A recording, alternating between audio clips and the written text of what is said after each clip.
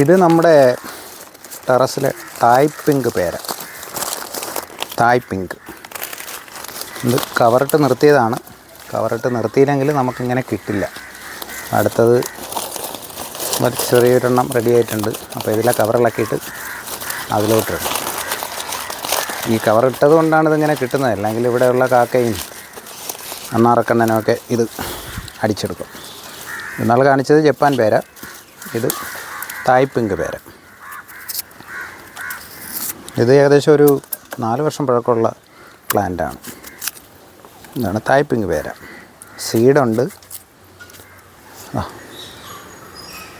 നമ്മുടെ ജപ്പാൻ പേരയല്ല, സീഡുണ്ട്, പക്ഷേ മധുരമുള്ളതാണ്.